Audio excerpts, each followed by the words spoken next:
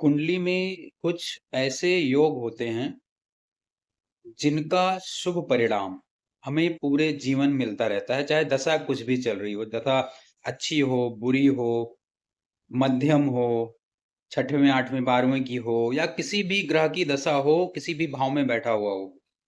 Regardless of that, अगर वो योग है आपकी कुंडली में, तो उससे आपकी जो संपन्नता है, उससे आपका जो वैभव है, वो कुछ ना कुछ लेवल तक बना ही रहता है, कितनी भी बुरी दशा आ जाए। इन्हीं योगों में से एक योग है सुनफा योग। अब इसमें सुनफा योग बनता कैसे है, ये जानते हैं। सुनफा योग बनता है चंद्रमा से।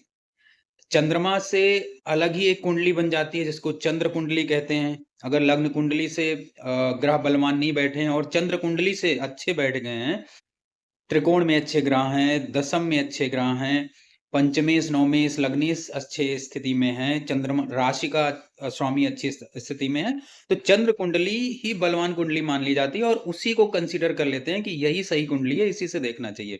तो सुनफा योग में चंद्रमा से दूसरे भाव में जब कोई ग्रह विराजमान हो जाता है, चंद्रमा से दूसरा भाव, ध्यान से सुनिएगा, चंद्रमा से दूसरे भाव में राहु, केतु और सूर्य को छोड़कर कोई भी ग्रह विराजमान हो, तो ये सुनफा योग का निर्माण कर देता है।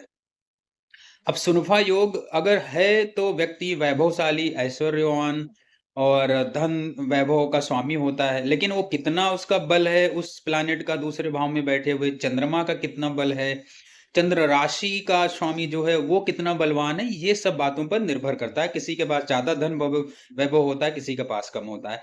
इसमें अलग-अलग ग्रहों का सेकंड हाउस में चंद्रमा से होने से अलग-अलग फल प्राप्त होता है।